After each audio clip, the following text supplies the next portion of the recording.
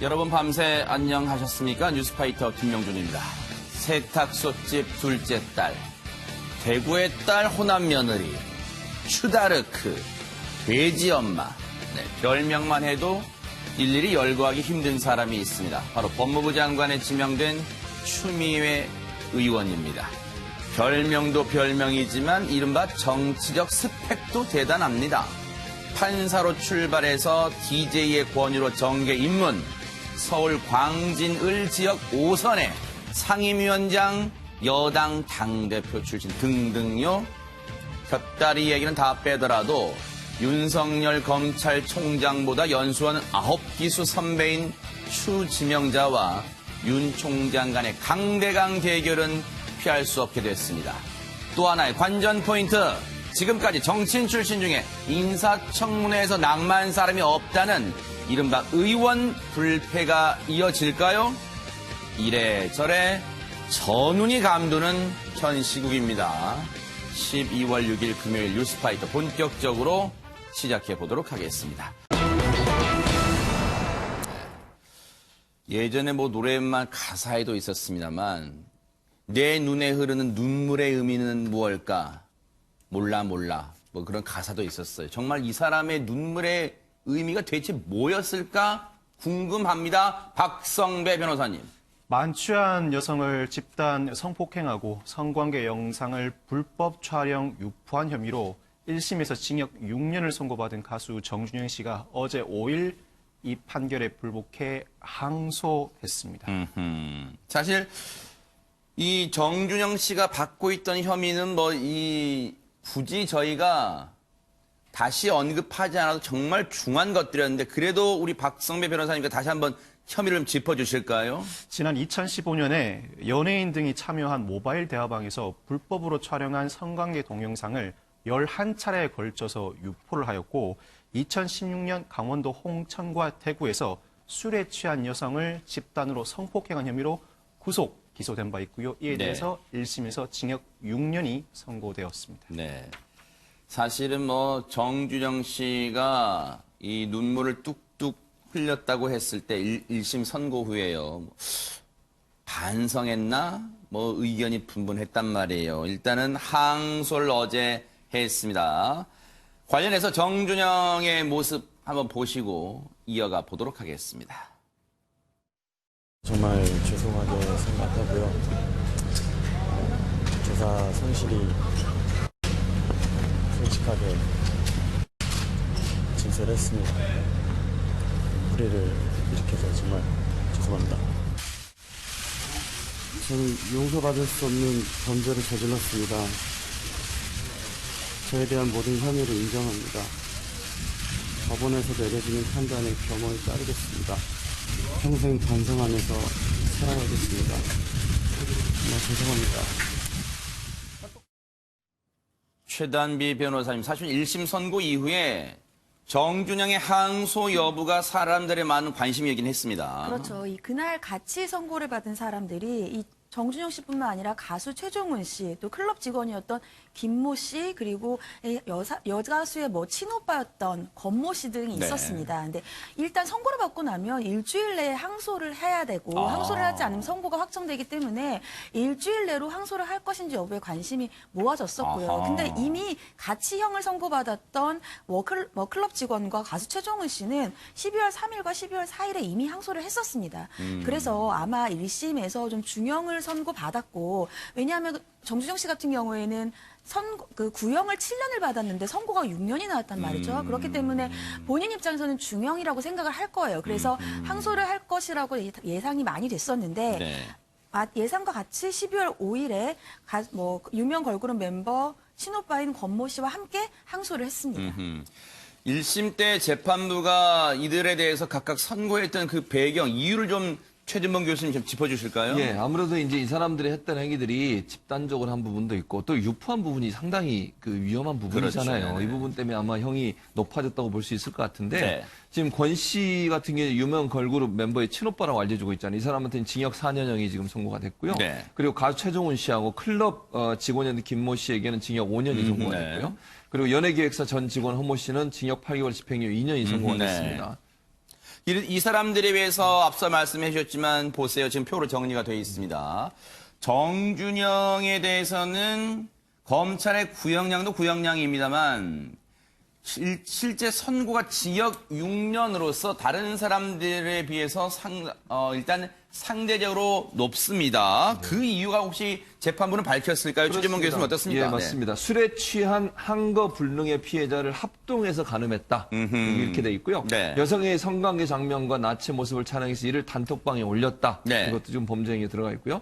이를 나중에 한 피해자가 느낄 고통은 짐작하기 어려울 정도로 극심하다. 네. 저는 이렇게 생각해요. 그 피해자들은 평생 동안 이 트라우마에서 벗어나기 어려울 겁니다.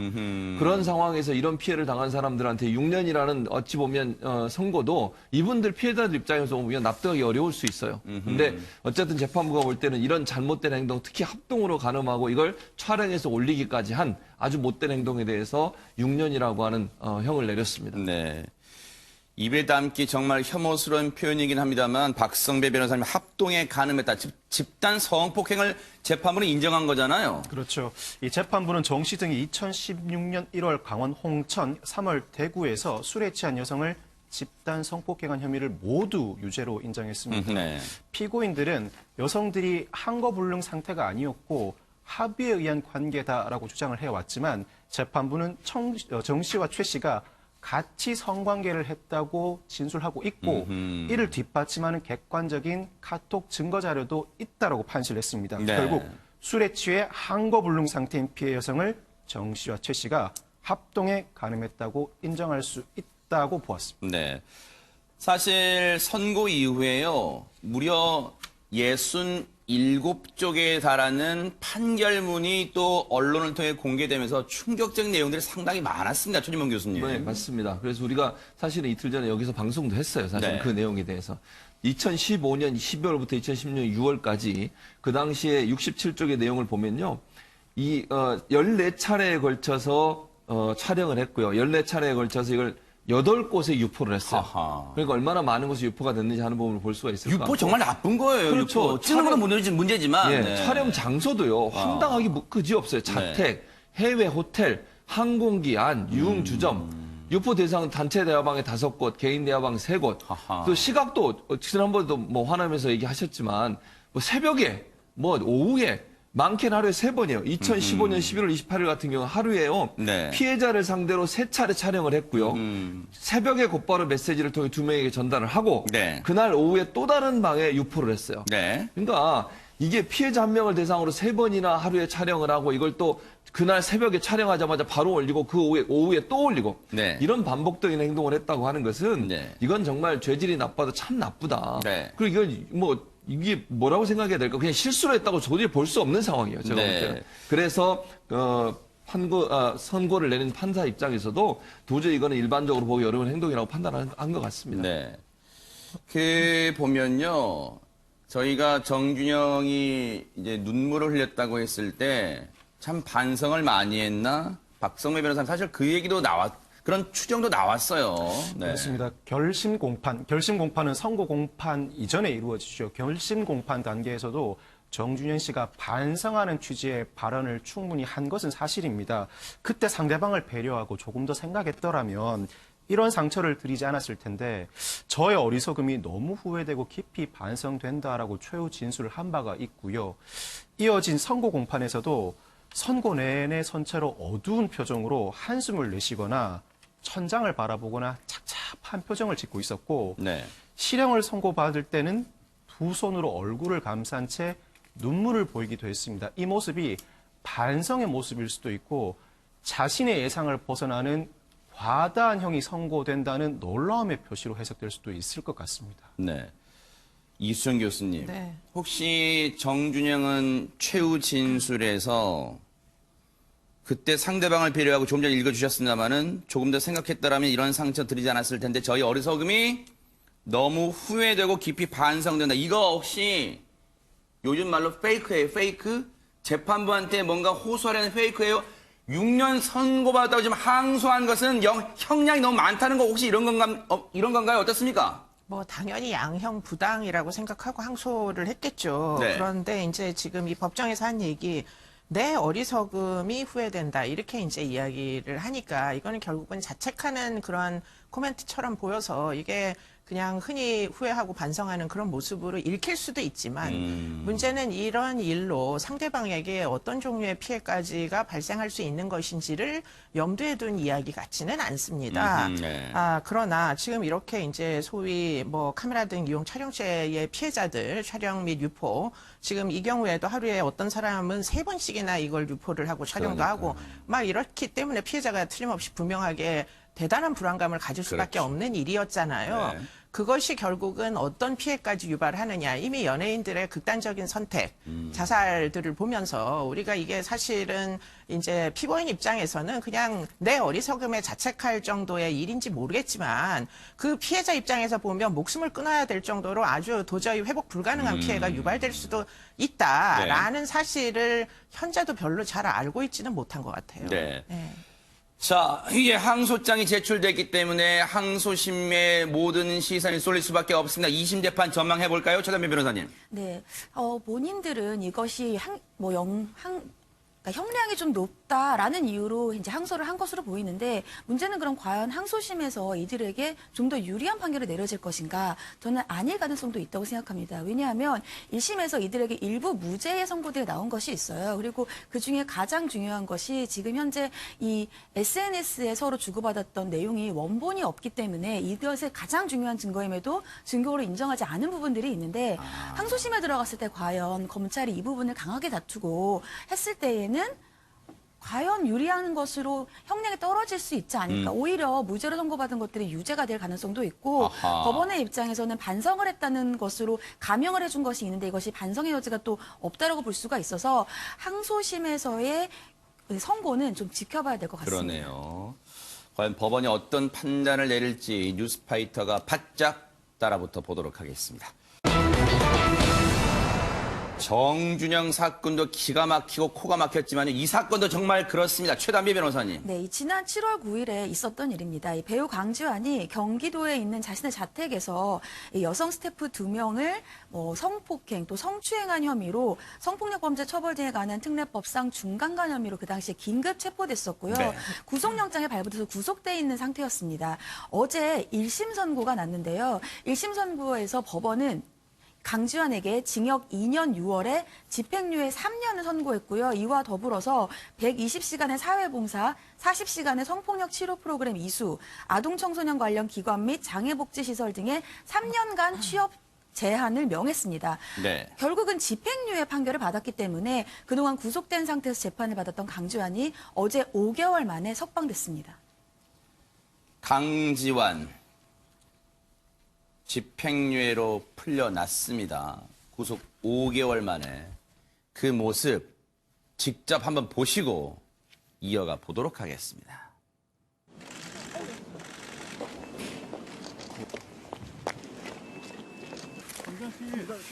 집행유예 예상하셨습니까? 기다릴게요. 팬분들한테 할 말 없으세요? 피해자분들한테 할 말 없으십니까? 죄송합니다.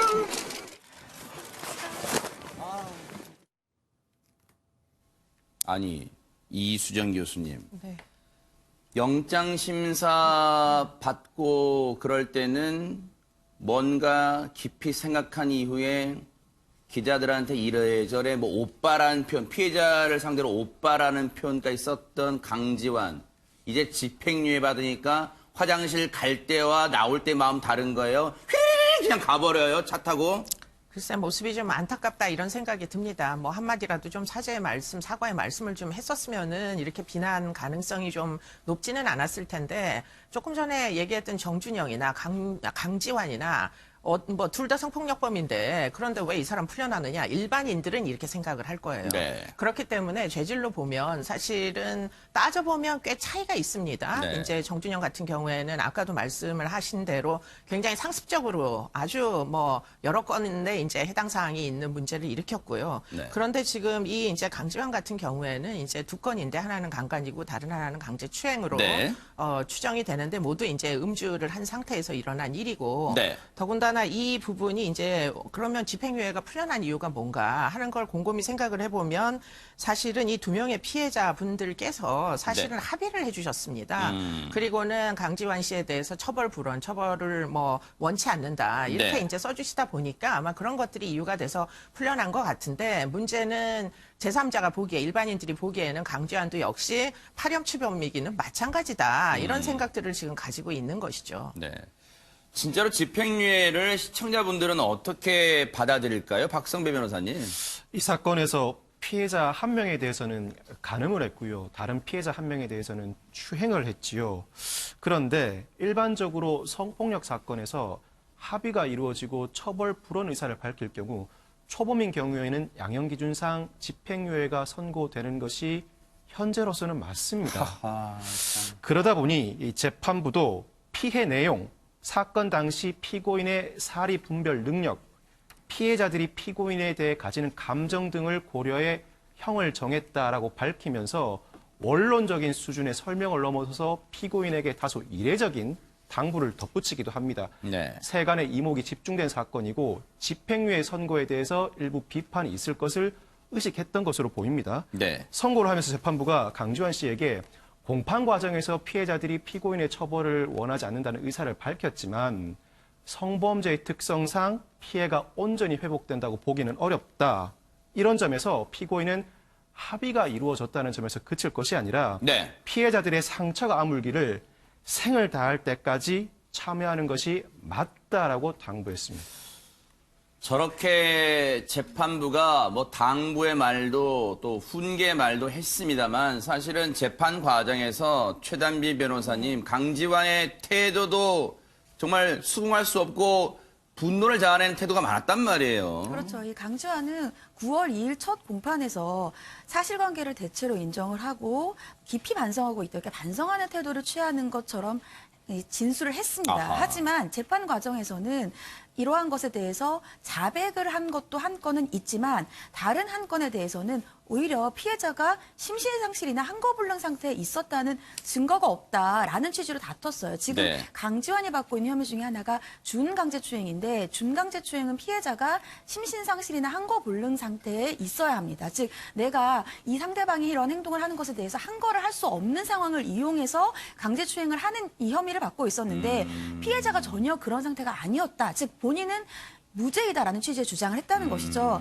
강지환의 변호사가 예를 들면 그 당시에 강제추행이 있었다면 피해자의 DNA가 검출됐어야 되는데 일단 DNA가 검출되지 않았다. 그러니까 강제추행이 있었는지 여부도 불분명하고 두 번째로는 피해자가 지인에게 보낸 SNS 문자를 근거로 해서 네. 이 SNS 문자를 보면 피해자가 그 당시에 한거불능 상태가 아니라 단순히 잠을 자고 있는 상태였다고 주장을 했습니다. 하지만 여기에 대해서 법원은 이 주장을 받아들이지 않았고요.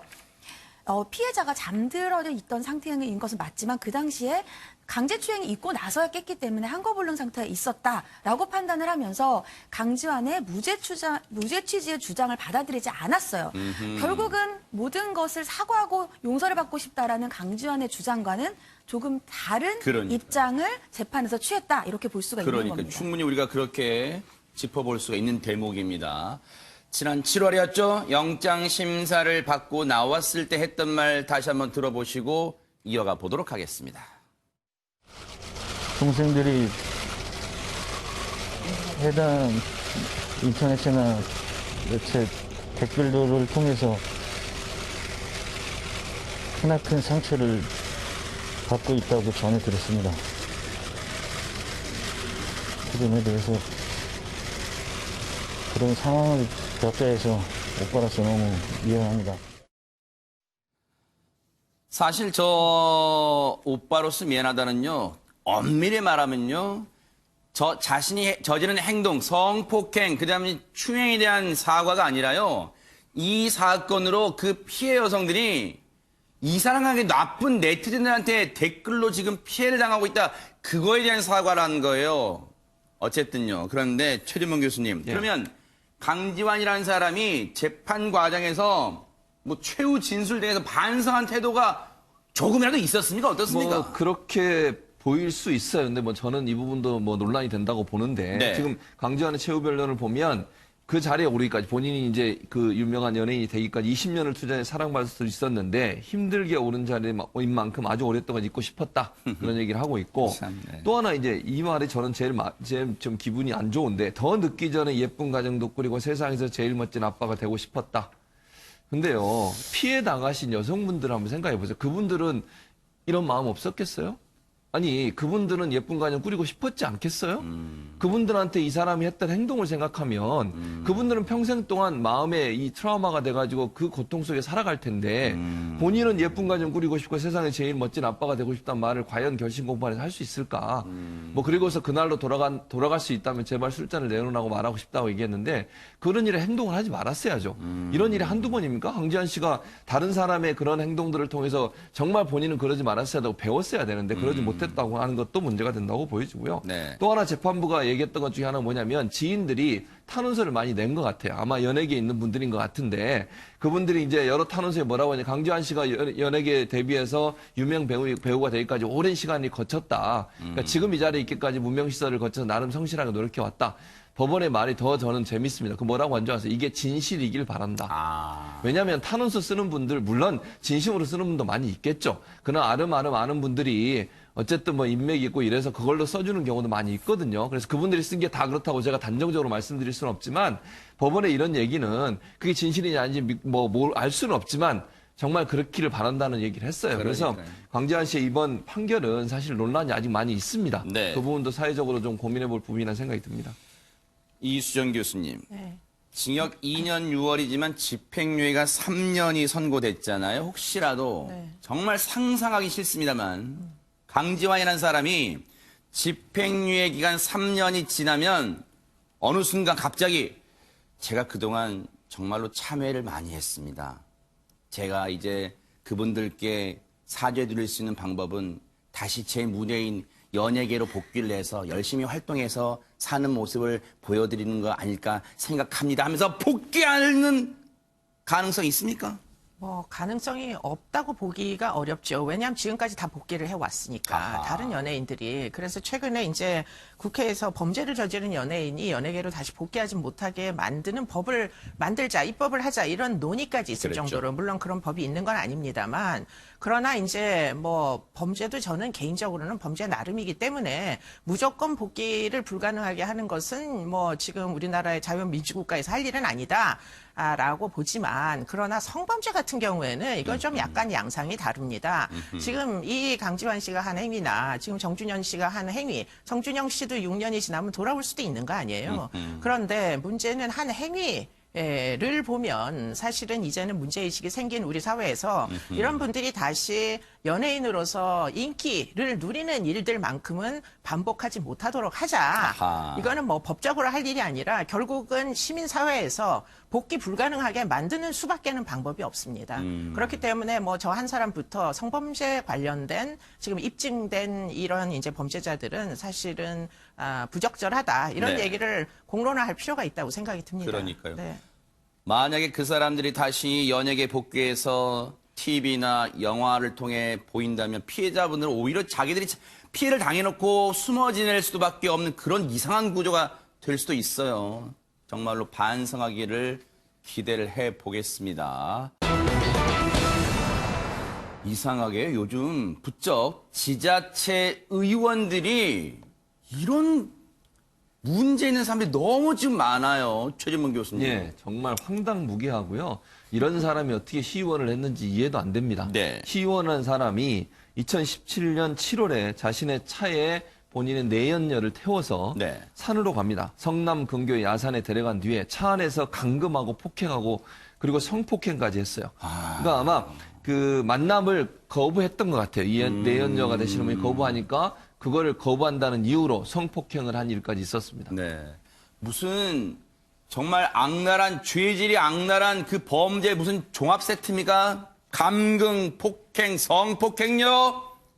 그런데 대체 무슨 일이 그러면 구체적으로 있었던 건지 피해 여성의 변호인의 얘기를 통해서 듣고 이어가 보도록 하겠습니다. 가정이 있던 현직 A모 시의원이 이 가정이 있던 또 다른 여성에게 적극적으로 구애를 했습니다. 한 달 정도 만남을 이어갔는데 그 이후부터 A모 시의원의 폭언과 폭행이 시작됐었고요. 피해 여성이 출퇴근 시간대 집이나 회사 앞에서 기다려서 차에 강제로 태운 후에 자신의 연락을 제대로 받지 않았다. 또 자신을 오래 기다리게 했다. 남편과 행복한 모습을 보였다. 그런 여러 가지 이유를 대서 그 여성분을 무차별적으로 폭행한 것으로 알고 있습니다. 지금 내용만 들어도요, 무슨 범죄 스릴러물에 나오는 그런 악랄한 범인 같다는 생각이 들어요, 지금. 네, 맞습니다. 이 해당 시의원이 이 피해 여성과 처음 만난 게 지난 2016년 5월입니다. 이 5월부터 부적절한 만남을 가졌었는데 만남을 가진 지 한 달이 지나서 아까 들으신 그런 이유로 그 해당 여성에게 폭언과 폭행을 일삼았고요. 그러니까 여성이 이제 만남을 거부를 하게 되죠. 그러니까 만남을 거부를 하자 협박을 시작을 합니다. 배우자, 아이, 지인들에게 우리의 관계를 알리겠다라고 협박을 지속해서 관계를 이어나갔고요. 네. 이후에 이 시의원의 협박이 점점 도를 넘어서는데 이 여성의 연락을 받지 않으면 연락을 받을 때까지 전화와 메시지를 지속적으로 하는 거예요. 얼마나 도가 넘었느냐.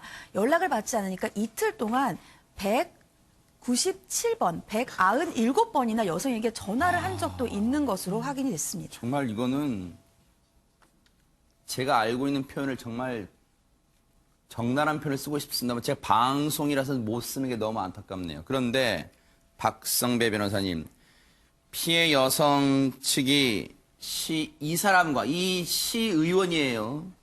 그 나눴다는 문자를 공개했는데 여기에 충격적인 내용이 담겨 있다면서요. 고소인 측 주장이 사실이라면 시의원의 행위는 죄질이 상당히 불량합니다. 제가 어떻게 표현을 해야 할지 모르겠는데 그 정도예요? 비속어가 많아서요. 아하. 그 요지만 말씀을 드리면 네 애들한테 어떻게 하는가 봐. 네 애들도 엄마 닮아서 거절 차단 겁나 잘하네. 네 애들이지. 봐봐 어떻게 하는지. 피해 여성에게 아이들을 해코지하겠다는 취지로 위협한 문자 메시지를 보냅니다. 거기다 난 내가 한 짓에 감당할 테니까 너도 감당하든지 말든지 네가 알아서 해라. 나는 절대 멈추지 않는다. 피해 여성의 연락을 받지 않는다는 이유로 해가 닥칠 것을 경고하는 문자 메시지를 보내기도 합니다. 우리 이수정 교수님은 늘 뉴스파이터에서 그런 말씀을 해오셨어요. 데이트 폭력이란 말은 이건 적절치 않다. 그럼 이거는 뭐 어떤 범죄로 봐야 되는 거예요, 진짜? 이거 뭐 협박에다가 성폭행에다가 스토킹에다가 뭐 이런 이제 편집증적인 사람이라고 보입니다.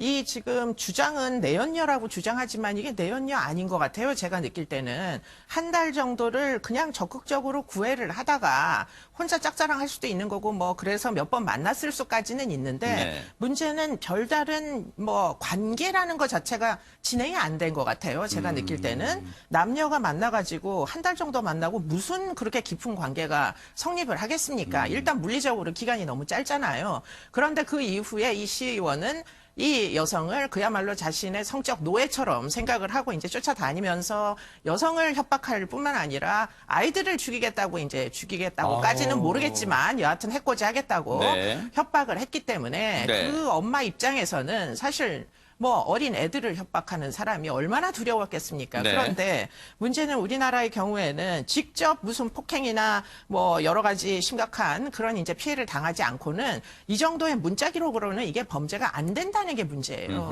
사실은 외국 같으면 거의 상습 스토커로 징역살이를 가야 될 범죄를 저지른 겁니다. 네. 그런데도 불구하고 계속 이런 행위를 하도록 내팽개쳐 놓을 수밖에 없고 나중에는 남편한테 알리겠다고 심지어 시의원 입장에서 결국은 협박을 했다는 거 아니에요. 남편한테 네. 알리겠다. 네. 그래서 어쩔 수 없이 자가 차에 탄 다음에 성폭력 피해를 당하기까지 한 거 보면은 이게 도대체가 굉장히 심각한 폭력이다. 그렇기 때문에 이런 부분이 성폭행이 일어나기 전에 어떻게든 제재할 수 있는 법률이 꼭 필요하다. 그러니까요. 이런 생각이 듭니다.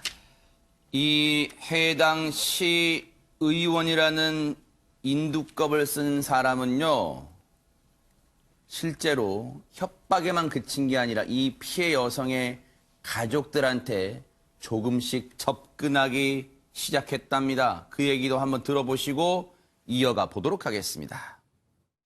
그 A모 시의원이 그 피해 여성이 아이들과 아이들의 친구들에게 지속적으로 연락을 했습니다. 전화를 받으면 바로 끊는 방식으로 연락을 했었고, 이를 이상히 여긴 아이들이 그 특정 번호를 한번 카톡으로 친구 추가를 해보니까 그 카톡 프로필 사진에 자신의 어머니와 어떤 아저씨가 있는 사진을 보게 됐었고, 아이들이 상당히 큰 충격에 빠졌었습니다. 더 이상 참을 수 없어서 자신의 남편에게 자신을 좀 도와달라, 자신의 잘못은 했지만 가정과 아이들 지키기 위해서 자신을 좀 구해달라 요청을 하게 되었었고, 남편분이 적극적으로 법적 조치를 취하게 되었습니다. 일단은 아이들이 일단 충격 받았을 것 같아요. 그럼요. 아이들이 얼마나 큰 충격을 받았겠습니까? 지금 얘기한 걸 들어보면, 그러니까 전화를 일부러, 그러니까 전화번호를 아마 이 여성이 자기 아이들이나 아이들 친구한테 전화하는 걸 보면서 슬쩍슬쩍 보면서 외웠던 것 같아요. 전화번호를. 그리고 나서 이제 여성이 안 만나 주니 협박을 할 목적으로 아이들한테 전화를 하는 거죠. 네. 그리고 아무 얘기도 안 하고 끊어요. 그럼 아이들이 궁금해할 거 아닙니까? 누군가 모르는 전화로 전화하고 왔는데 계속 끊어버리니. 네.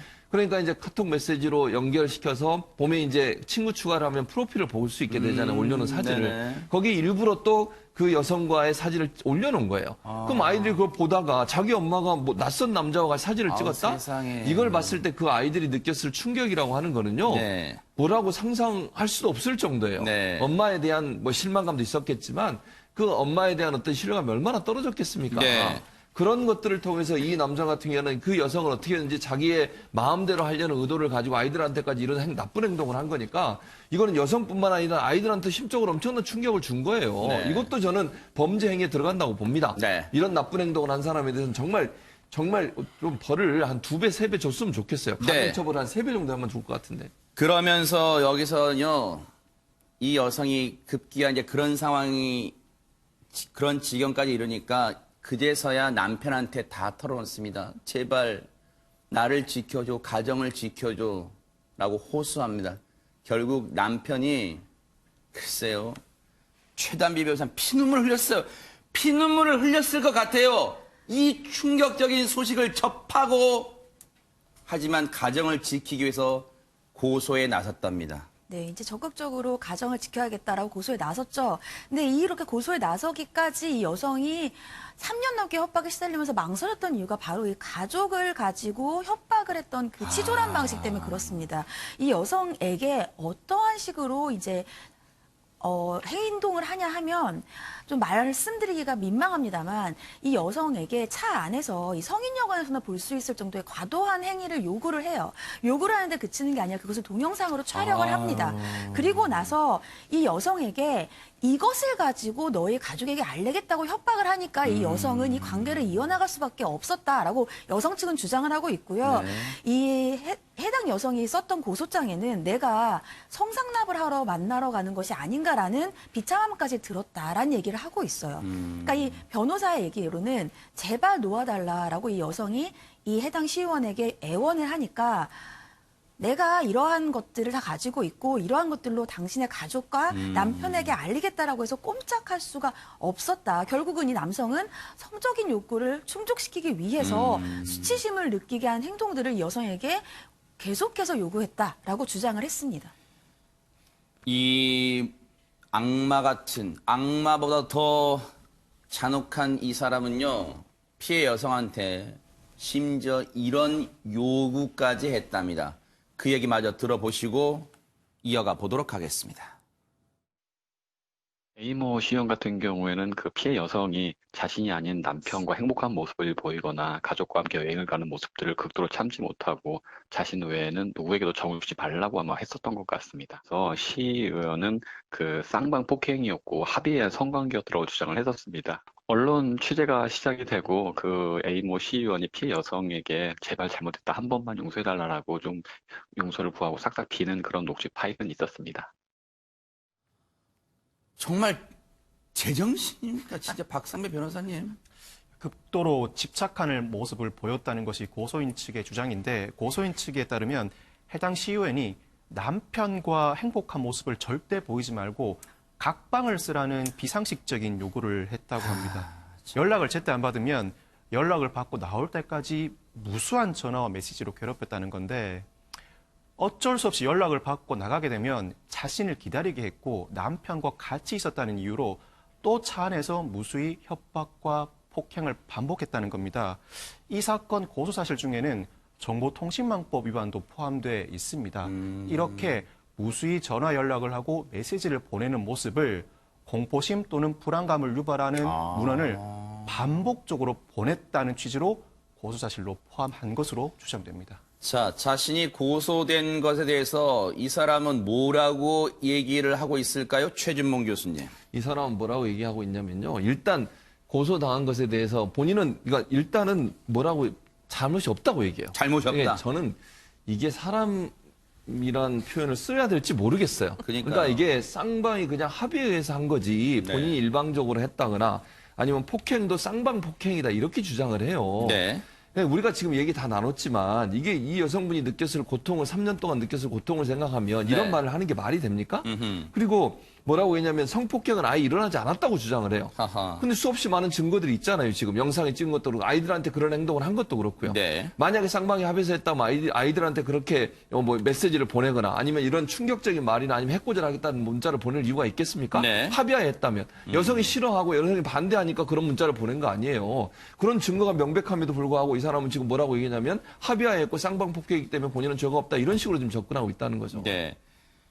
해당 지역의 주민들은요, 오히려 자신들이 수치스러워하지 않아 부끄러워할 거 아니에요. 이 사람 지금 탈당계도 내고요. 의원직도 일단 사퇴했는데 그걸로 끝날 일이 절대 아닙니다. 반드시 이 사건의 진실 그리고 재판 과정도 어떻게 진행이 될지 뉴스파이터가 따라붙어 보도록 하겠습니다. 혹시 식당에 가시면 이런 분들을 가끔 보셨을 것 같아요. 그와 관련된 얘기인데 영상 보시면서 설명을 해드리도록 하겠습니다.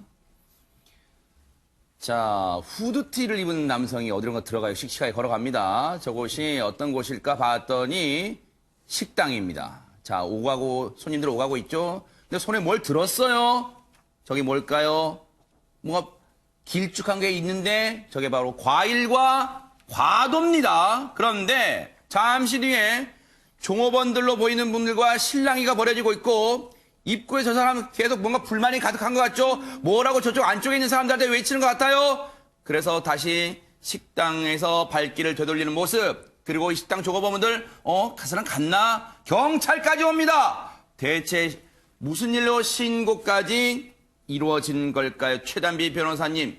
네. 보시는 것처럼 저기가 서울에 있는 한 식당이었어요. 식당이니까 당연히 그 안에 밥을 먹고 있는 손님들로 가득 차 있었겠죠. 손님들이 밥을 먹고 있는데 보신 것처럼 한 손에 과일 들고 한 손에 과도를 든 남성이 접근을 해서 과일 좀 사라 이렇게 접근을 손님들에게 합니다. 네. 식사를 하고 있던 손님들이 나는 과일 사지 않겠다 이렇게 얘기를 했더니 갑자기 그 과일을 팔던 사람이 들고 있던 과도로 손님을 위협을 해요. 그러니까 원래는 이것을 팔려고 했던 과도가 흉기로 바로 바뀐 거죠. 어이구. 이렇게 위협을 당한 손님이 이 식당 종업원들에게 과일을 안 산다고 저 사람이 나에게 과도로 위협했다라고 얘기를 하면서 저러한 상황이 벌어지게 된 겁니다. 네. 이수정 교수님, 아마 시청자분들 중에도 식사 중에 저런 분들이 들어와서 직접 원하지도 않는데 그 면전에서 과일 그 껍질 같은 걸 막 벗기면서 자, 한 조각 드셔보세요. 뭐 그런 경우는 봤지만 저 흉기로 위협한다는 건 정말 등골이 서늘해집니다. 근데 이제 그게 이제 결국에는 재판에 가가지고 문제가 될 것 같다는 생각이 드는 게 CCTV에 혹시 흉기로 이제 위협을 하는 장면이 잡혀 있으면 참 좋겠는데 네. 안 잡혀 있으면은 아마 이제 앵커님 말씀하신 대로 주장할 가능성이 굉장히 높아 보여요. 지금 이 그 흉기라는 게 이게 과도 같거든요. 네. 그렇기 때문에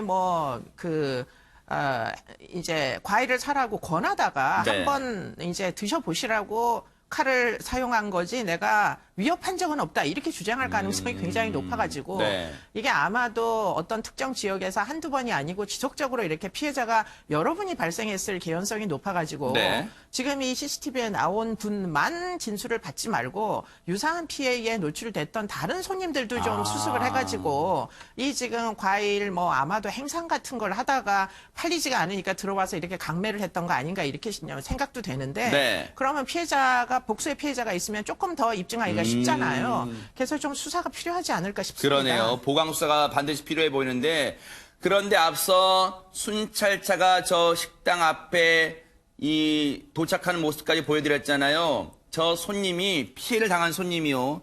급기야 경찰에 신고를 했는데 저 남성 앞서 가게를 빠져나가는 모습, 계단을 터벅터벅 내려가는 모습 보였잖아요. 그 길로 냅다 주행랑을 쳤다는데 지금 그래서 검거를 못했어요. 저희가 오늘 방송 들어오기 직전까지 확인을 해봤습니다. 아직까지 이 사람 검거를 못했답니다. 그런데 박성배 변호사님 혹시 저 사람들 아예 출입 못하게 잡상인 출입금지 이런 거 혹시 붙여놨을까요? 어떻습니까? 가게. 그것도 쉽지 않았다고 합니다. 왜요? 이 남성이 혼자가 아니라 일행이 있었다고 하고 세상에. 이 남성을 포함한 일행들이 수년간 인근 상가를 돌아다니면서 같은 방식으로 과일 강매를 반복해 왔다고 합니다. 수년간이나요, 그것도? 네. 그러다 보니까 식당 주인들이 영업에 지장을 받을 때도 있지만 혹시나 호복을 당할까 두려워서 참고 지내고 살아왔다고 합니다.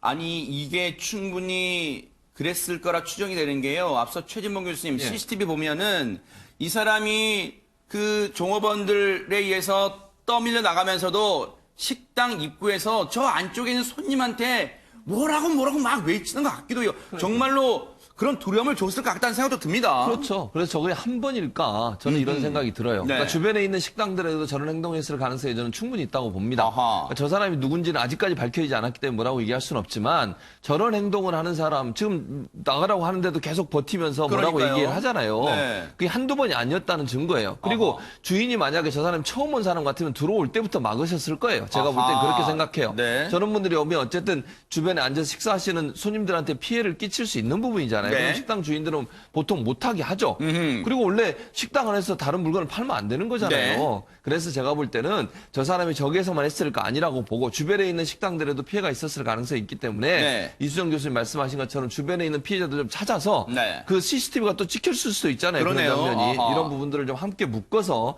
처벌할 수 있는 방안들을 찾아낸다고 생각이 듭니다. 저 상황이요. 그냥 흘려 넘길 사안은 아니라는 생각이 드는 게 이수정 교수님 물론 과도긴 합니다. 어쨌든 과도도 흉기입니다. 그런데 요즘 대한민국 사회가 욱하는 사회라고 많이 그런 표현을 하잖아요. 저 과도가 언제 사람을 해하는 흉기로 돌변할지 아무도 장담할 수 없습니다. 글쎄 흉기를 들고 저렇게 했으니까 저거는 심각한 범죄일 수도 있겠지만 아까 이야기를 한 대로 입증하는 과정이 좀 굉장히 좀 어려워 보이고 네.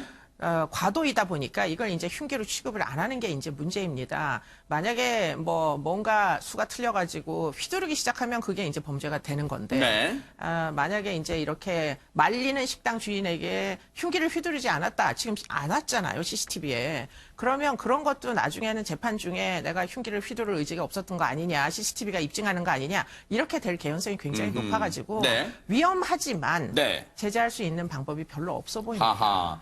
그러다 보니까 지금 저 남성을 하루빨리 검거해야겠다 이런 생각이 드는데 박성배 변호사님 경찰이 좀 하루빨리 붙잡아 줄 수 있을까 걱정이 됩니다. 이 경찰은 특수협박과 폭행 등의 혐의를 적용해 남성을 추적하고 있습니다. 아하. 여러 상가에 동일한 피해가 발생하는 사건이 발생하면 경찰은 그 상가들을 대상으로 그동안의 피해를 전수조사하게 됩니다. 그래요? 그리고 이 해당 가해자를 검거하기 위해 나서게 되는데 이 사건에서는 이 가해자를 목격한 사람들이 여럿이기 때문에 시간의 문제이지 검거는 충분히 가능해 보이고요. 검거하게 되면 범행의 기간과 반복성에 비추어서 구속에 이를 가능성이 상당히 그래요? 높아 네. 보입니다. 그렇다면 남은 과제는 경찰이 하루빨리 저 불안한 남성을 좀 잡아주기를 검거해주기를 기대를 해보는 방법밖에 없을 것 같습니다.